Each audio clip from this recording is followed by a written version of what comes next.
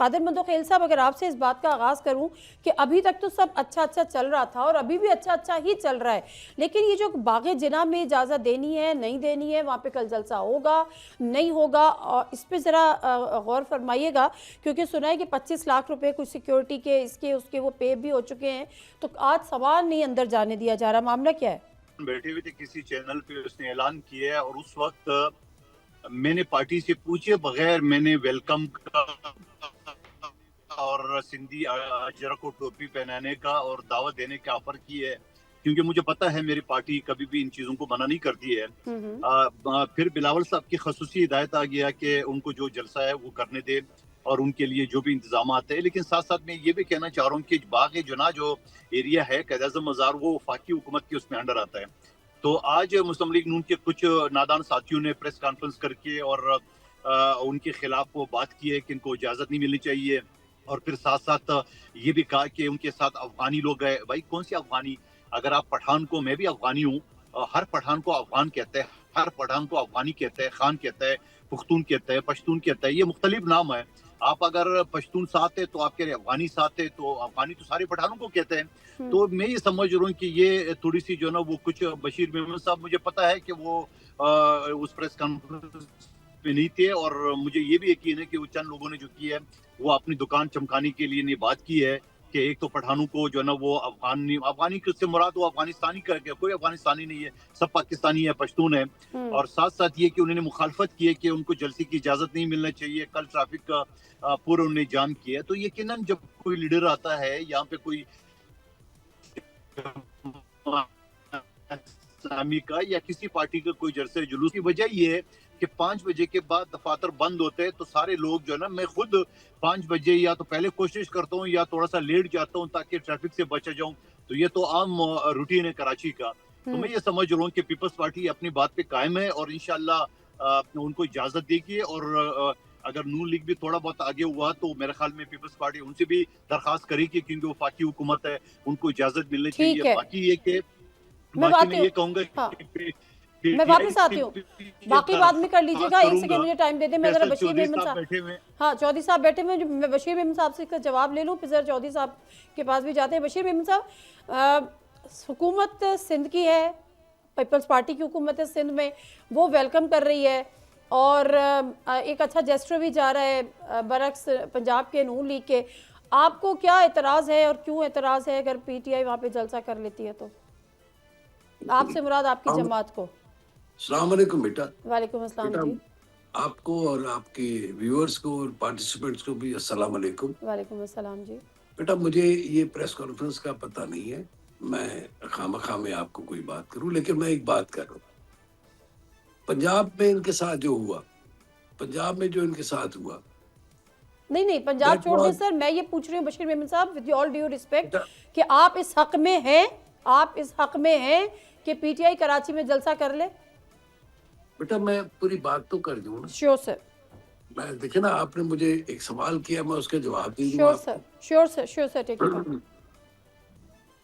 वैसे ही इनके पास लोगों ने आना नहीं है, लोगों ने आना नहीं है, इन्होंने कोई ना कोई बहाना जरूर बनाना है, ठीक है, बहाना कोई ना कोई जरूर बनाना है कि जी हमें टेंट नहीं रखने जा रहे, ये नहीं हो रहा, ये नहीं हो रहा, वो नहीं हो रहा। मतलब इसमें नून लीग की हुकूमत है जिसने जाकर के गेट बंद कर दिए।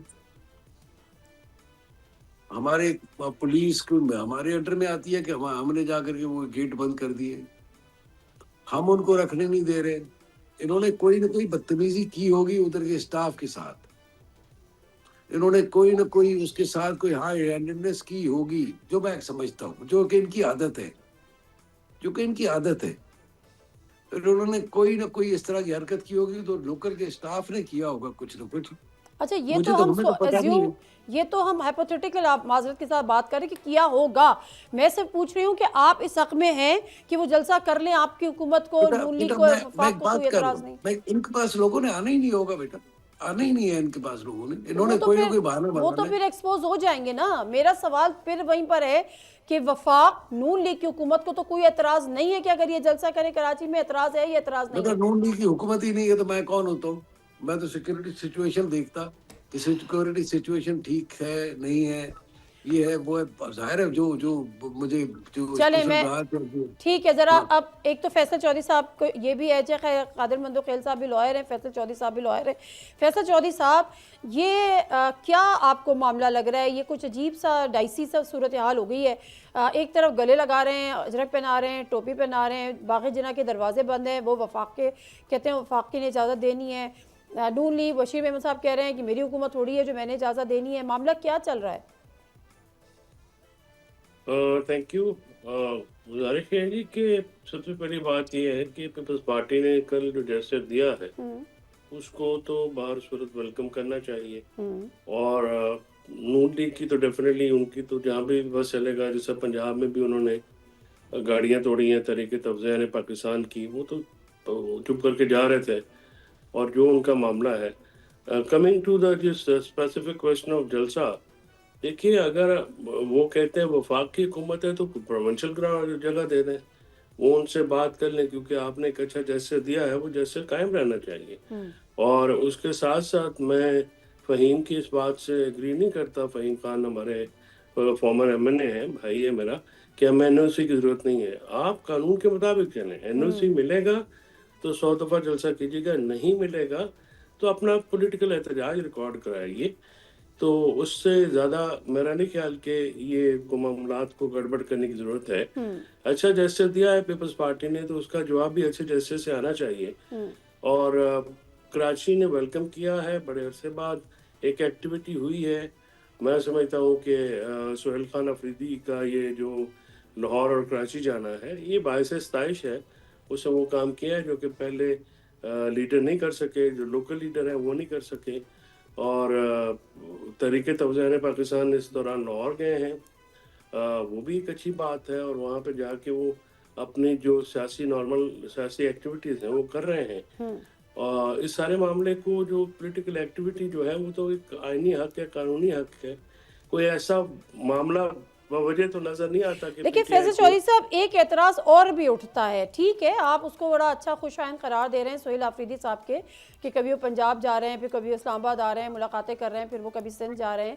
लेकिन दूसरी तरफ उनकी जो पहली जिम्मेदारी है या जो उनकी प्रायोरिटी है वो सूबे की गवर्नेंस होनी चाहिए। आप अपने सूबे की गवर्नेंस छोड़ के दहशतगर्दी के मामलात हैं, दीगर गवर्नेंस के मामलात हैं, उनको छोड़ के अगर आप सिर्फ एक सियासी कारकुन का रोल अपनाएंगे तो फिर इस पे लोग एतराज़ करेंगे और मेरे ख्याल है काफ़ी हद तक जायज़ एतराज़ है। देखिए बात यह जी कि अगर वो सीएम वहाँ पे जाते हैं तो पूरा गवर्नमेंट और मैकेनिज्म तो मौजूद है। वहाँ पे गवर्नेंस का को क्या इशू आ रहा है? क्या सीएम वहाँ से अगर 2 दिन के लिए कहीं पे गए हैं तो वो बज़ औक़ात बाहर भी चले जाते हैं। जो एग्जीक्यूटिव हेड्स होते हैं, शहबाज शरीफ तो कभी कभार पाकिस्तान आते हैं, तो इससे गवर्नेंस का इशू और तरह से है। डे टू डे अफेयर्स में नहीं कोई काम रुकावट पड़ती। तो ये तो बेजा एतराज़ है। एतराज़ तो ये हो कि अगर कोई केपी में इस वक्त कोई बड़ा हादसा हो जिसको आप ये कहें कि इग्नोर करके चले गए हैं, वो भी नहीं है, अल्लाह का शुक्र है। और मामले जो कंट्रोल में है। ये देखिए आप ये जो गुफ्तगू है यहाँ पे हम रोज़ आके करते हैं, हम भी बैठे होते हैं, कादर खैर भी बैठे होते हैं, बशीर मेमन साहब के साथ भी गुफ्तगू होती रहती है। गुजारिश है जी कि ये बड़ी सती नौयत की बातें हैं। हम सबको ये एहसास इस वक्त करना चाहिए जो सीरियस थ्रेट है पाकिस्तान को, और उसमें सबसे बड़ा थ्रेट अदम इस्तेहकाम है, सियासी अदम इस्तेहकाम है, जिसकी वजह से मुआशी अदम इस्तेहकाम जन्म ले रहा है।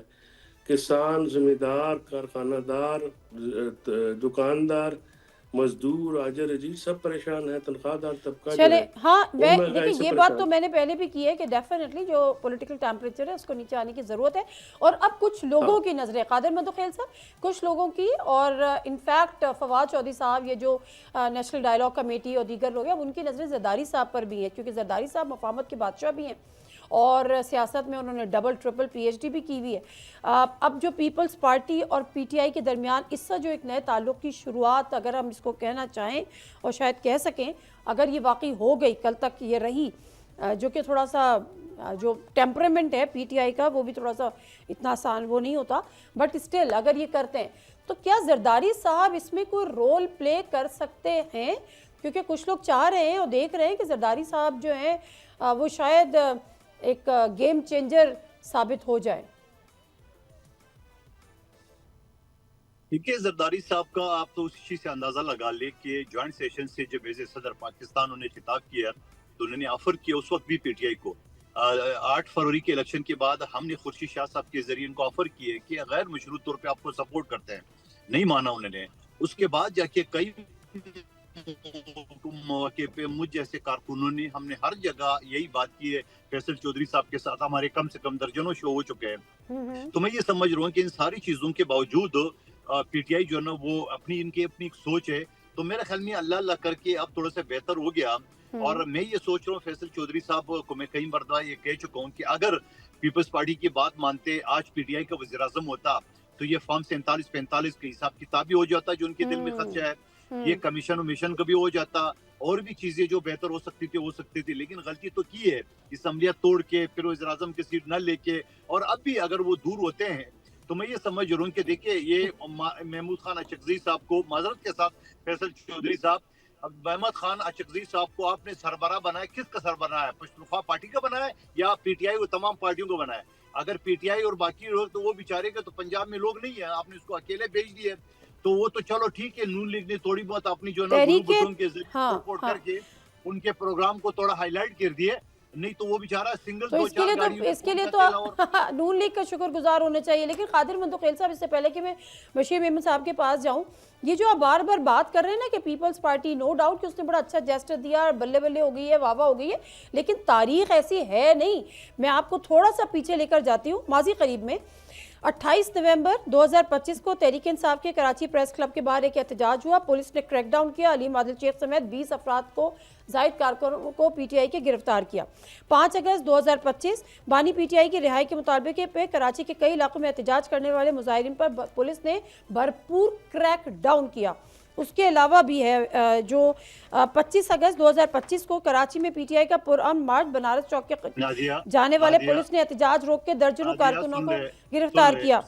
सुन लीजिएगा ना, पहले मेरी सुन ले फिर मैं आपकी सुनती हूँ। वो सारी कहानी पता है, फिर आप आदि फरियाल को जो पीटीआई ने घसीटा तो आप लड़वाने वाली बातें कर रहे हैं। मैं लड़ाने वाली बात नहीं कर रही हूँ, मैं ये कह रही हूँ कि कल आपने ना मेरी बात सुने, मेरा सवाल फरियाल को रात 12 बजे थाने अस्पताल से घसीट के जेल में, वो भी देखो ये बिल्कुल किया। देखिए मैं उसको डिनाई नहीं कर रही कादिर मंतुकील साहब, मैं जानना ये चाह रही हूँ।